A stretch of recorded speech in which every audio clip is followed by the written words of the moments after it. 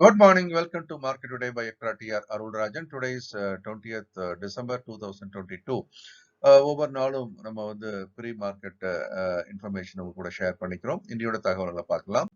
நேற்றுக்கு முடிஞ்ச அமெரிக்க சந்தை அப்படின்றது வலுவிழந்து முடிந்திருக்கிறத நம்ம பார்க்கிறோம். டவ் ஜோன்ஸ் 0.49%, S&P 500.9%, நாஸ்டாக் இன்னும் வலுவாக இறங்கி 1.49% என்ற அளவுக்கு இறங்கி இருக்கிறத பார்க்கிறோம். குறிப்பாக அமெரிக்கா ரெசெஷனை நோக்கி நகர்கிறது இல்லை, ஏற்கனவே ரெசெஷனுக்குள்ள வந்து விட்டதா அப்படின்ற கேள்வியின் அடிப்படையில் பார்க்கப்படுகிறது. அதனாலதான் பெரும்பான்மையான நேரத்தில் சந்தையானது இறங்குமுகமாக இருக்கிறத நம்ம இப்போதைக்கு பார்க்கிறோம். சமீபத்துல குறிப்பாக ஃபெட் ரிசர்வ் அப்படின்றதுடைய தற்போதைய ஒரு கடுமையான நிலைப்பாடு ஆக்கிஷ் ஸ்டாண்ட் அப்படின்னு சொல்லக்கூடிய வகையில தொடர்ந்து வட்டி விகிதம் என்பது உயர்த்தப்படும் ஒரு சொல்லிக்கிட்டே இருக்கிற விஷயமும் சந்தைக்கு சற்றே பாதகமாக உள்ளது.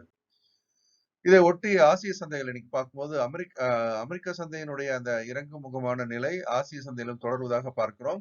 ஆனால் நிக்கா என்று சொல்லப்படக்கூடிய ஜப்பான் சந்தை மட்டும் சற்றே ஏறுமுகமா இருக்கிறது. மற்றபடி மீதி இருக்கக்கூடிய ஹாங்காங் ஹாங்சாங் சந்தை, சவுத் கொரியா காஸ்பி சந்தை, சீனாவோட ஷங்கை, தாய்வான் சந்தை எல்லாமே தற்போது இறங்கு முகமாகவே இப்போது துவங்கி வியாபாரமாகி வருகிறது. எச்எக்ஸ் நிப்டி இன்னைக்கு அப்படின்னு பார்க்கும்போது ஒரு gap down, marginal gap down, அதாவது இந்த ஒரு 40ல இருந்து ஒரு 20ல இருந்து 40 புள்ளிகள் என்ற அளவுக்கு தற்போது அப்பப்போ மாறிக்கிட்டே இருக்குது. ஒரு மார்ஜினல் கேப் டவுன்ல இருக்கிறது நம்ம பார்க்கிறோம். ஸோ இதனுடைய நிலைமை என்ன இருக்கு அப்படின்றத நம்ம தொடர்ந்து பார்க்கலாம். நிப்டியோட ரேஞ்ச் அப்படின்றது இப்போ எங்க வச்சிருக்கிறோம் அப்படின்னு பாத்தீங்கன்னா 18,500 மேல ரெசிஸ்டன்ஸ் கொஞ்சம் இறக்கி கொண்டு வந்துட்டோம். கீழே சப்போர்ட் லெவல் 17,800 வச்சு ஒருவேளை மார்க்கெட் விழ ஆரம்பித்தால் இந்த இடத்துல இருந்து அது ரீபவுண்ட் ஆகிறதுக்கான வாய்ப்பு அதிகம்.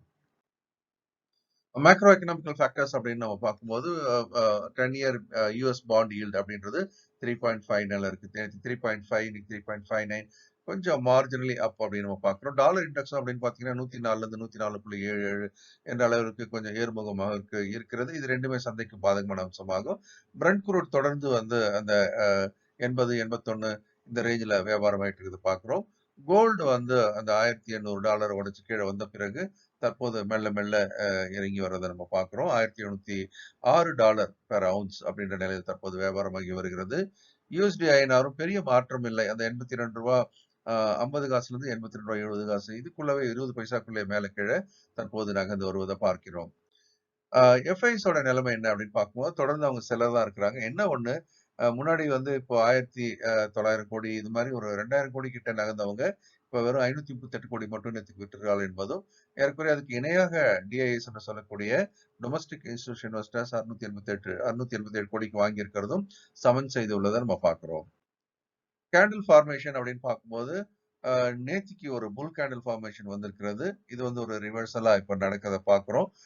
சந்தை தற்போது ஓவராலா பார்க்கும்போது லோவர் டாப் ஃபார்மேஷன் பண்ணி இறங்குமுகமா இருக்கிற நிலையில இது ஒரு புல் பேக் ரேலியா இருக்குமா, இல்ல இது வந்து மீண்டும் புல்ஸ் வந்து இறங்கி முந்தைய உச்சத்தை உடைப்பாங்களா அப்படின்றத நம்ம பார்க்கணும். ஆனா இப்போதைக்கு இந்த ஒரு மூவ் அப்படின்றது ஒரு புல் பேக் ரேலியா தான் பார்க்க வேண்டியிருக்கு. இது எங்க தடுத்து நிறுத்தப்படும் அப்படின்றத ஒரு நாள் 2 நாள் நமக்கு தெரிஞ்சிடும். அதன் பிறகு சந்தை திசை எந்த பக்கம் வலிமையா இருக்குன்றதை நம்ம சொல்ல முடியும்.